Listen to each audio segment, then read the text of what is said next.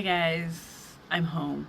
Um, I'm out on my balcony. It feels so good to be out in the fresh air after 2 weeks, over 2 weeks, 2.5 weeks in the hospital, getting this put in and situated and everything.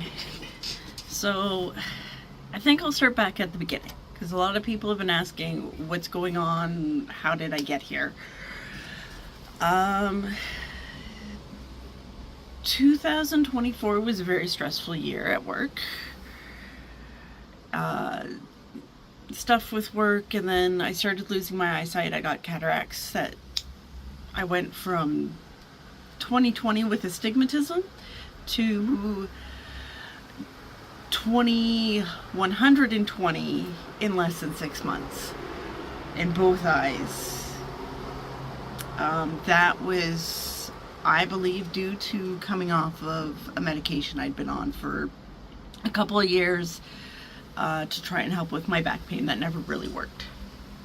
But one of the very, very, very rare side effects is onset of cataracts.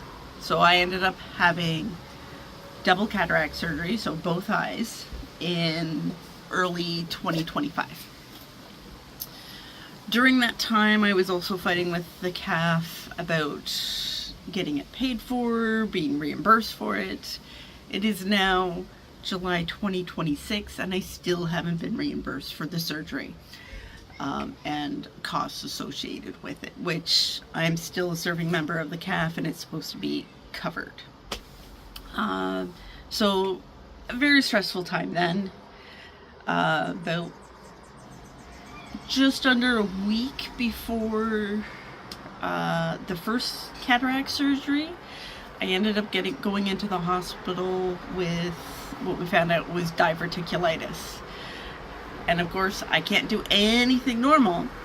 So normally, people who have diverticulitis, it is down at the lower left.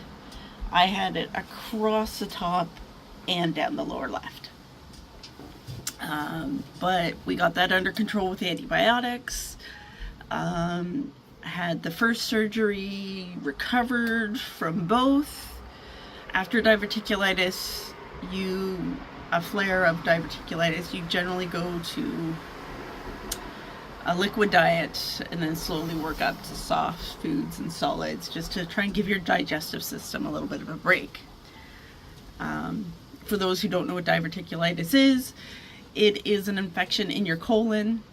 Think of your colon like a river, and everybody by a certain age, I'm in my mid-late 40s, by this age, everybody has diverticulosis.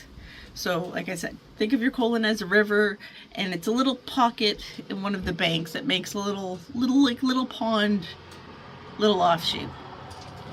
Normal diverticulitis is when those little pond offshoots, say, gets filled with crap.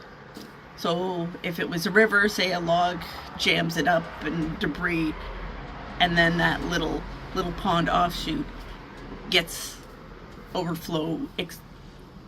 inflamed, infected, and it could possibly burst, which would be really, really bad. Mine were close.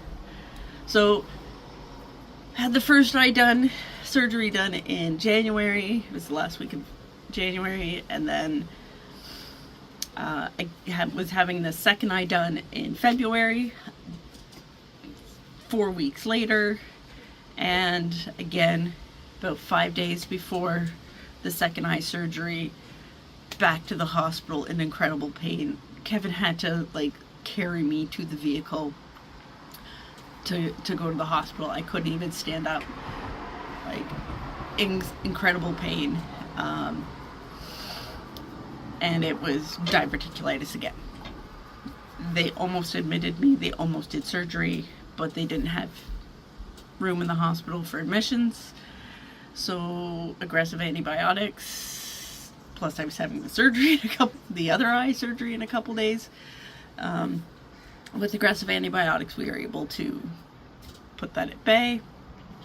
And then, again, clear liquids to soft foods to solids, was able to eat again. A month later, I was doubled over in pain again, and I thought it was diverticulitis again. Except instead of being left side, this was right side, high right side. Start right side here, and then just kind of engulfed. They said, nope, it's not diverticulitis. They did another CT scan, and it wasn't diverticulitis. Diverticulitis was more healed than last time. We don't know what it is. Go home and eat. I was in pain. You know, start with your liquids and slowly move up to soft purees and then solids. It has been like a year and a half almost since then, and I still can't eat solid foods. I can still hardly tolerate soft foods. Purees have to be like super pureed, no chunks, nothing, no fiber. Like, think of first stage baby food. That's about all I can tolerate, and only like baby food quantities, an ounce or two at a time of, like, my plates are tiny, 3 or 4 bites and I am full. So I believe that I have post-infectious gastroparesis. So I had the 2 really bad infections. I believe that those bad infections affected my vagus nerve, which controls your GI system, and has blown it out of whack, and now my stomach doesn't work properly. Ended up getting posted, so moved from Petawawa, Ontario to here in Richmond, BC last August.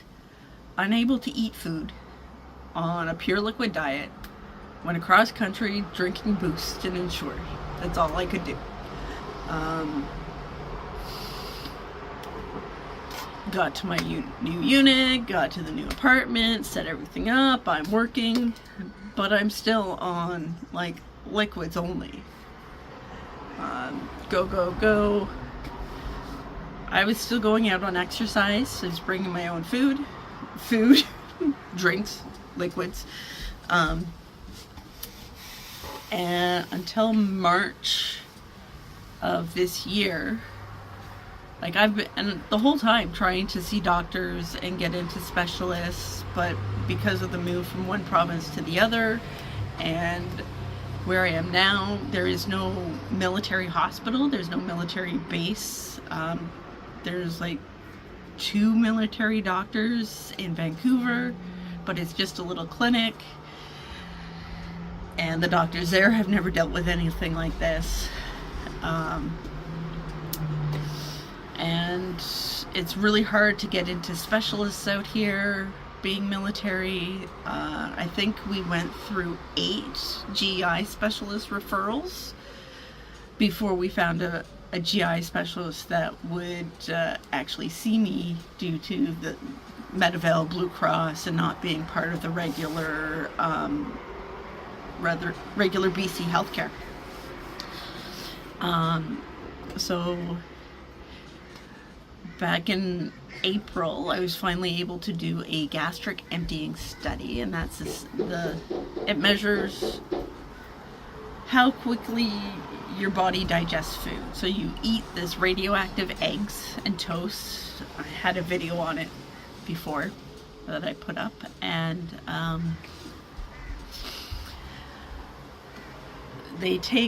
you eat this radioactive eggs and toast, and then they do an x-ray, and then half an hour they do an x-ray, and then at 1 hour they do an x-ray, 2 hours they do an x-ray, 3 hours they do an x-ray, and then at 4 hours after they do the final x-ray.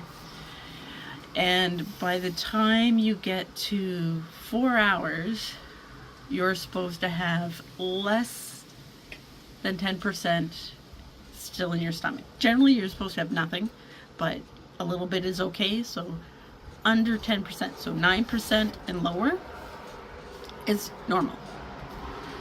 10% and higher, and you have slow gut motility, aka gastroparesis. Mine was at 10%, and it was a good digestion day. I was in, I'd say, 4 out of 5 pain that day, where normally, like, the weeks leading up to it, I tried eating eggs, and I was like 7, 8 out of 10 pain. So it was a good gut motility day. Just like everything, you have good days, you have bad days. Even with gastroparesis, you have good digestion days where your digestion is moving a little better, or you have bad digestion days where it's a no-go. So mine was done on a good day, but you don't know it's a good day until you eat. But I was still above that threshold. But the doctor's like, well, it's so close, we don't want to say. But I have all the symptoms.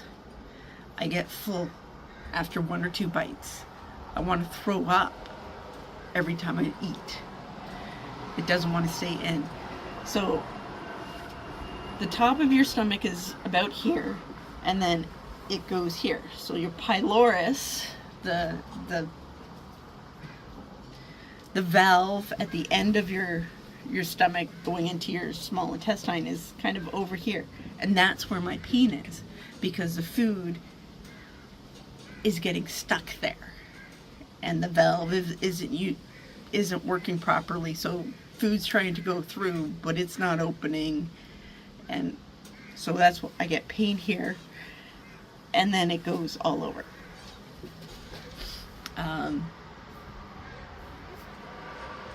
Those are classic signs and symptoms of gastroparesis. Yet, because the gastric emptying study was so close to that line, they don't want to say what it is. But they don't want to say, well, what else could it be? I have been checked for mast cell activation syndrome. That's not it. There's another thing, I forget what it's called, SALS or something. There's a ligament that goes behind your stomach, but it's more at the top valve. And my symptoms have nothing to do with my esophagus or that top valve. So, and they've checked on CT, that ligament and nerve are fine.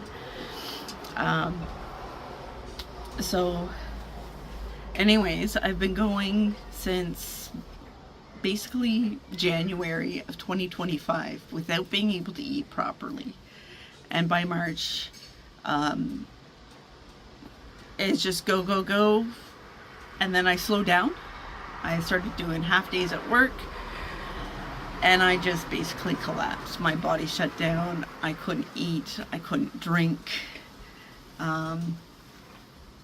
I was getting less than 300 calories a day in, but still throwing up most of that since March. Since January, I had lost, from January until I went into the hospital on July 6th, I had lost about 50 pounds. I have the weight to lose. Yes, I know that. I could still use to lose some fat because most of what I've lost is muscle. And I've been trying to lose weight for years and nothing's been moving. But this is not the way to lose weight. By the time I got to the hospital to get this put in on July 6th, I couldn't stand up on my own. I couldn't even sit without like having my head braced because I was so dizzy and so just malnourished and didn't have the energy to do anything. So yeah, now I have an NJ tube, so a nasal jejunum tube. That's what this is. It's hooked up to a backpack that has, I'm on a, what's it called? Nestle Complete 1.5. So for every milliliter of this formula is 1.5 calories and I think 1.2 grams of protein. And it's got a little pump. And I'm on this 3 times a day for 2.5 hours each. So 2, 4, 6, like 7.5, almost 8 hours. By the time you calculate like flushing before, flushing after, like 8 hours a day, I'm dealing with this thing. And it goes from the pump. It connects here, so when I'm not doing a feed, I can unhook. Goes up my nose, down the back of my throat, down into my stomach, then out my stomach, past the duodenum, which is the first part of your intestines, into the jejunum, which is the second part of the end part of your intestines. So this bypasses my stomach entirely, because every time I try to eat, I still try to eat, I get so bloated. I go from 36-inch waist to a 46-inch waist, at least, within 5 minutes of eating even super pureed foods. If I take normal sips of water, juice, coffee, whatever, my stomach instantly blows up. And I feel nauseous. So this bypasses that, so I get about 800, between 800 and 900 calories a day now through this, which is 3 times what I was getting before. And I still try to eat a little bit and drink. So now I'm getting closer to 1,200 calories a day now, between my like baby food, baby meals, and the tube feed. This can only stay in for about 6 weeks at a time, so within 4 weeks I need to have it taken out. What's gonna happen then, I don't know. Whether they put another one in, I don't know. Having it, I feel amazing. Like, okay, yeah, this sucks. I hate things touching my nose, and it feels like I constantly have, a popcorn kernel or something stuck in the back of my throat because I have a tube in the back of my throat. But I don't know what's next. I have an appointment on Monday with my doctor to discuss what happens next, but I am also looking forward to going back to work next week. I feel so bad that I've been away for so long. I haven't been at work consistently since March. I've gone in like once a week before I went into the hospital for face-to-face and just kind of monitoring emails besides that. Thankfully, I'm at a small unit, and they've managed to accommodate and get by without me being there. The supply section there is me and a master corporal, and the same time that I went in the hospital, my master corporal went away to teach a course. So they've had basically some GDs in supply, and just kind of make and do with the bare minimum. So I'm looking forward to getting back to work, getting back on top of things. I've got so many projects I wanted to do this summer that kind of got put on hold while I was in the hospital. So the next 4 weeks, I'm back up and running. Like, I've got energy. I went for a walk down to the Dyke Trail yesterday. Kevin's making sure that I take it easy because I just want to hit the ground running. I want to, go to the dog park. It's the weekend in Vancouver and there's stuff going on and I want to go and see everything, but Kevin's right. I need to take it easy, walk before you can run. So that's what we're doing. Kevin's been amazing.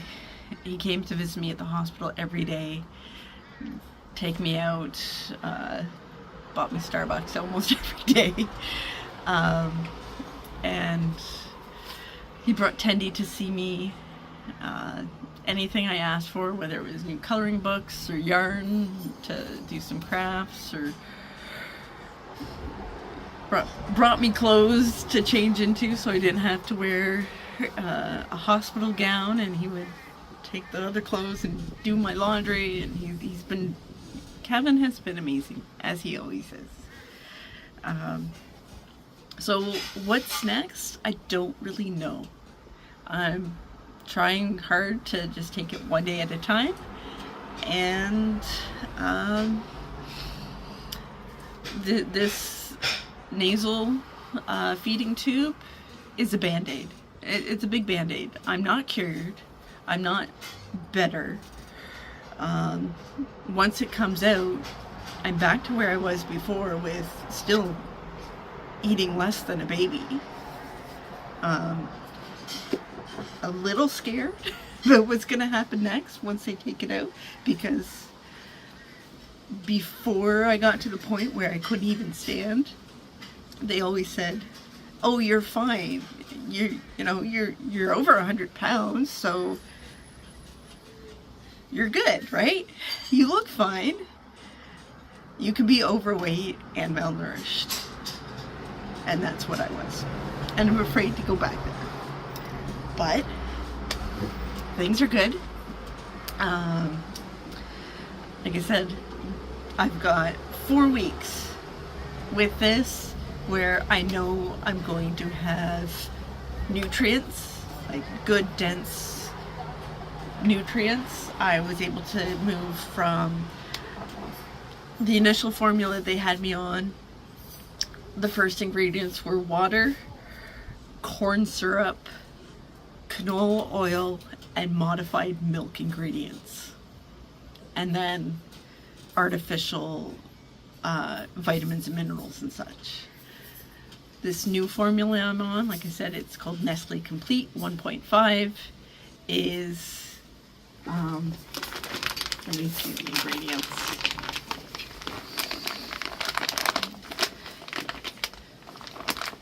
The first ingredients are water, brown rice syrup, better than corn syrup, pea protein, tomato paste, MTC oils, peach puree concentrate. So it's made from real food. So I'm getting high dense, high calorie nutrition in that. And I know for 4 weeks I will have energy, and like I said, we'll take it day by day, and what next, we'll see how it goes. That's kind of up to what happens with my doctors and the rest of my medical team. But I want to thank everybody for, the thoughts, the prayers, the well wishes. So many of you have said how I've inspired you, and you look up to me for being able to go through all this.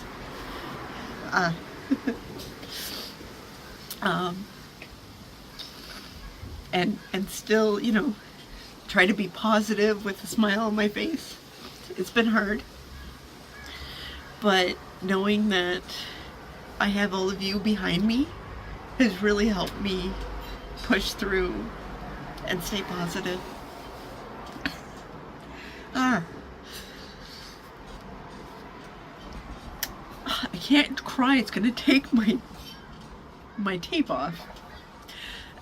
But they're good tears because they're happy tears because I have all your support. But I think I will stop it there. And I hope you are all enjoying your summers, getting out there, doing all the things I haven't been able to. Hopefully I'll get out to do something soon. Back to volunteering with St. John Ambulance and going to events and work and everything. So yeah, people say, you know, it must be nice to be off and not be at work all day. My reply to that is, it must be nice to have the energy to work all day. Don't take your health for granted.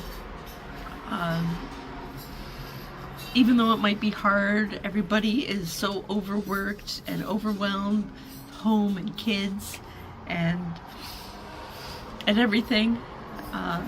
But still, don't take your health for granted. Take time to slow down, smell the roses, smell the flowers, and enjoy life. Enjoy being able to do what you can do and have your body listen and able to function, because so many people can't. They're stuck in bed or whatever. Oh well, we'll stop going down that. Like I said, I am gonna get ready. We're gonna go take Tendy to the dog park. She is just here. There she is. She's waiting patiently to head to the dog park and have some fun. So thank you again, everybody, for everything, and I'll see you next time.